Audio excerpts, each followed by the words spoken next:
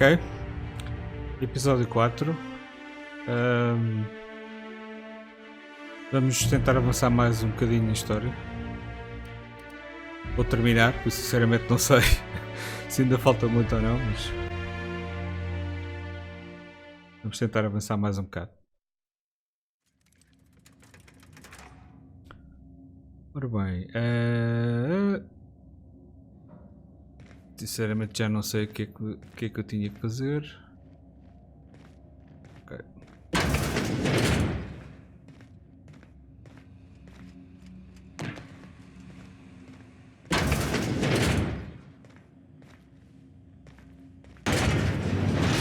System. Security. Here they come! Let them work! I'll end you!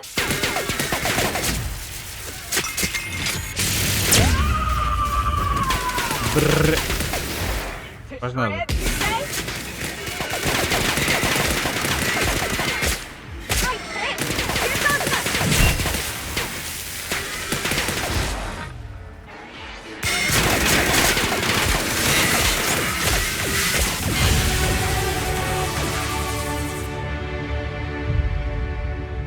Ok, foi rápido. Eu acho que estou overcumbered. Exatamente. Tenho skills.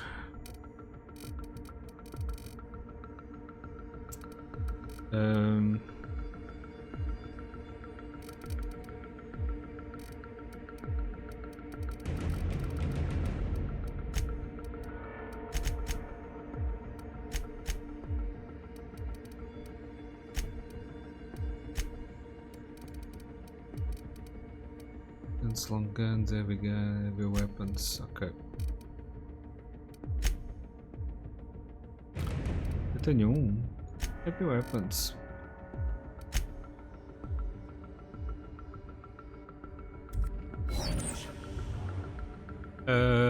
Tenho que chegar ali em cima. O problema é que estou um bocadinho para o pesado. São máquinas.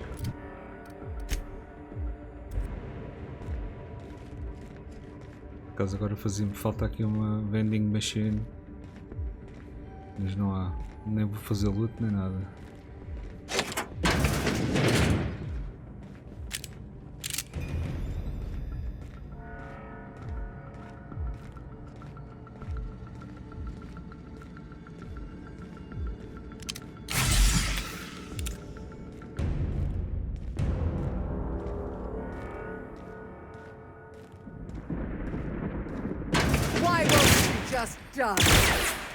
Just die? Isto é assim?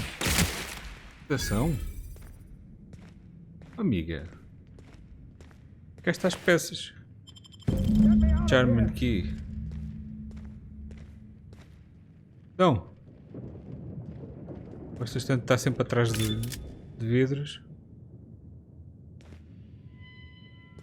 Oi?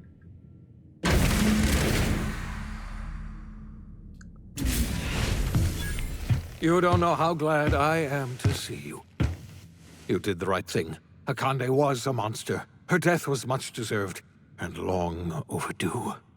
Long. And you lunatic, you broke into the board's own fortress just to rescue one doddering old man. You are absolutely out of your mind, and I can't begin to thank you enough. Espero bem que sim. You know anything happened to you, Phineas? Yeah. I know, my friend, I know. And now it's finally over. The board's finished. It's only a matter of time before the entire system slips from their grasp. You've broken the board's stranglehold on this colony, and you saved my life. But there's still so much we have yet to accomplish. You and I are going to have to work harder than ever to save Halcyon. I'm afraid the situation is far worse than any of us ever anticipated. Yeah, great. I was just about to pop open some drinks and celebrate. I would like nothing more than to celebrate this victory, but we have a serious problem on our hands. Earth has gone dark.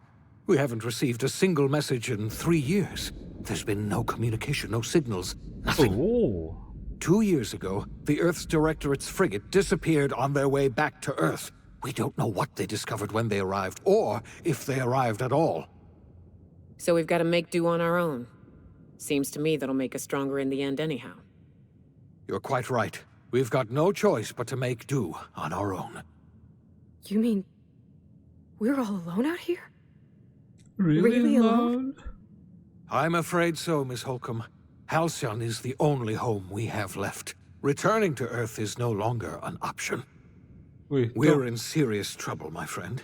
Do you know what this means for Halcyon? We can't rely on Earth for support anymore. We've been cut loose. We're entirely on our own. Estamos órfãos. We have a lot of work ahead of us. Yes, we do. You've done a marvelous thing. You've succeeded where anyone else would have failed, including me.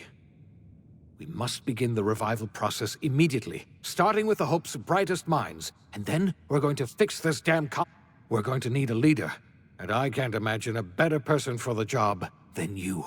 What do you say, old friend? Will you help us? Sure. You can count on me. I'll help you revive the other. I can't tell you how glad I am to hear that. When I revived you, I thought we were going to save this colony all by ourselves, but I was wrong. We can't save Halcyon on our own. We're all going to have to pull together, somehow. We are not a colony anymore. Our last connection to Earth has been severed. I don't know if we'll survive, but we're going to have to try our best.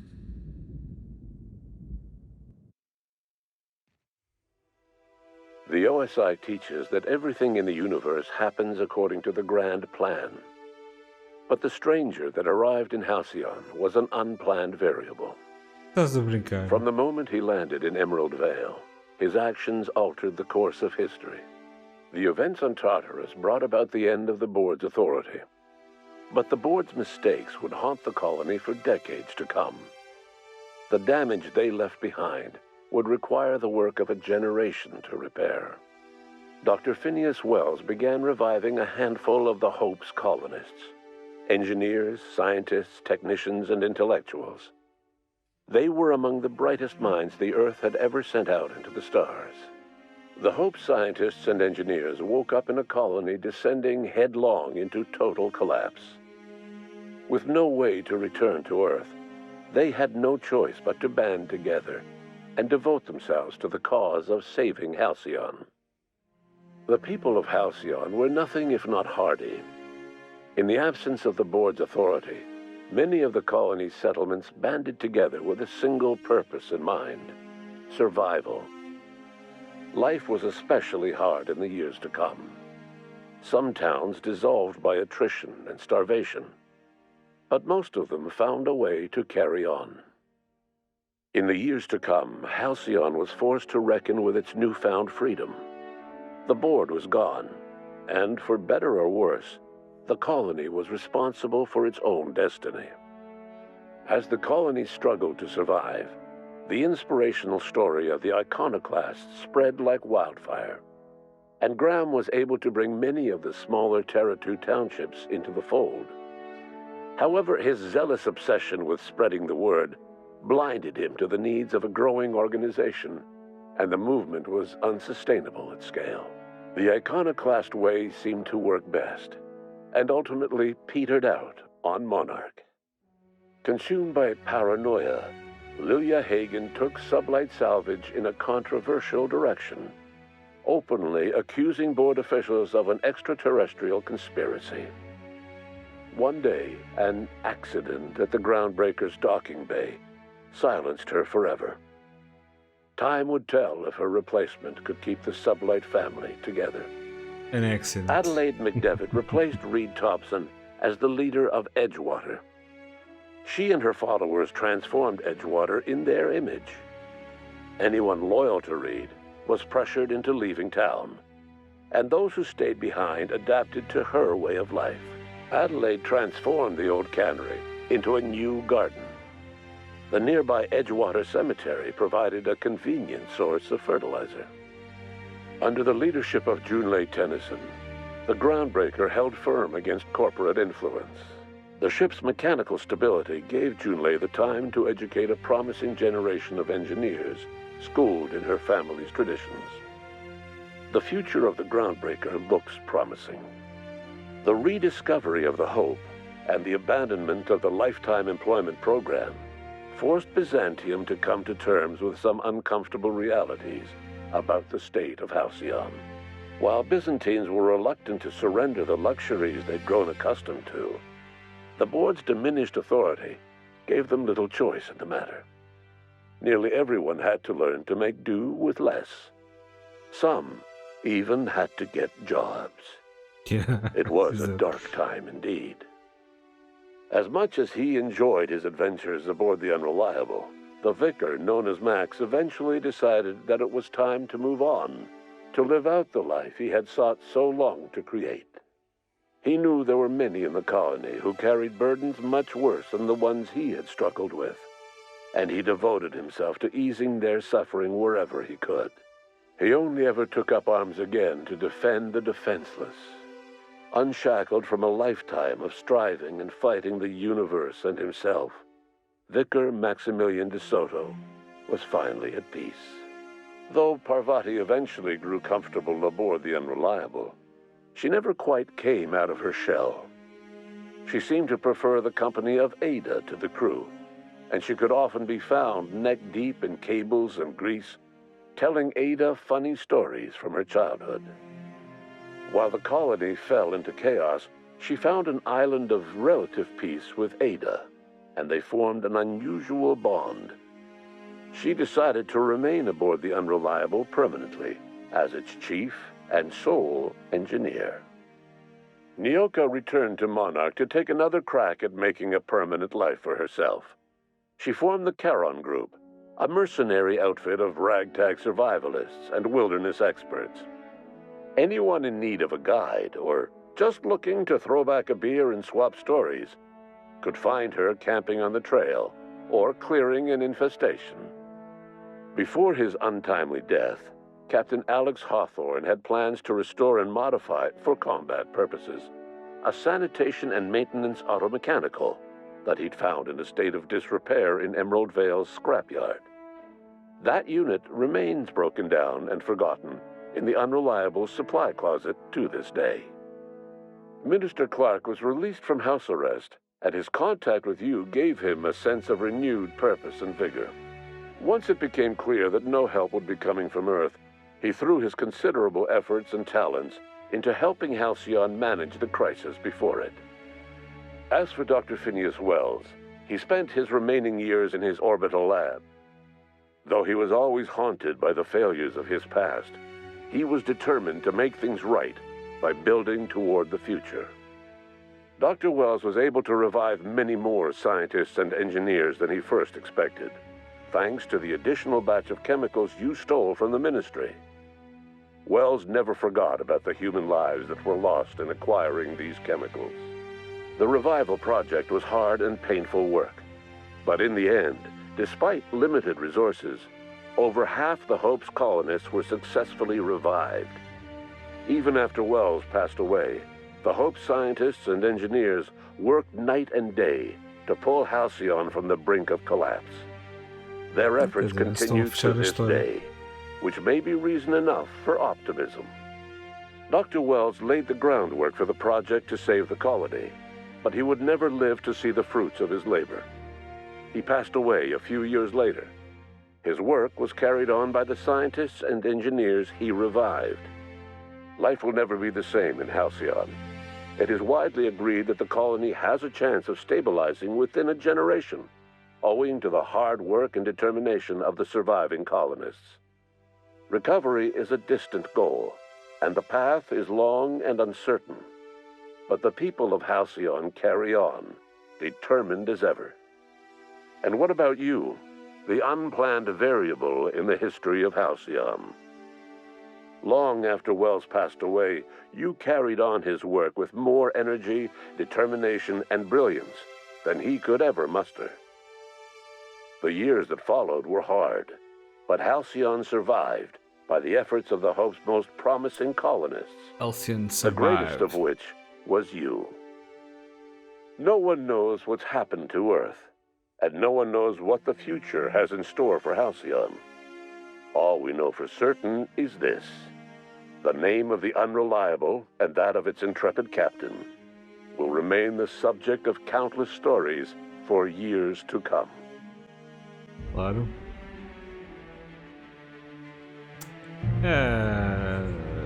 Estou um bocado desapontado com o jogo. Primeiro, demasiado rápido. A história, pronto, é uma história, mas não tem assim muita envolvência.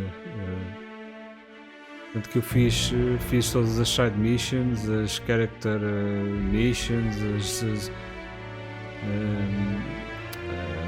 as missões principais, fiz tudo e pareceu um pouco muito curto, pareceu-me incompleto. Ou seja, parece-me que há aqui uma base para DLCs para mais Outer Worlds. Só que eles aqui no final deste jogo cortam um bocado a história, no sentido de poderem aproveitar estas personagens para mais histórias, não é? Portanto, que já mataram o Phineas, já dividiram as personagens, já nos desligaram da Terra. Não sei, está um bocadinho limitado, parece que um ponto final abrupto na história. Mas pronto, vamos esperar por mais DLCs. Estou um bocado à semelhança do Fallout e da saga Fallout. Espero que haja desenvolvimento nesta história e um bocadinho mais completo e um bocadinho mais demorado, porque isto foi extremamente rápido para um jogo deste tipo. Bem, é o fim. Obrigado.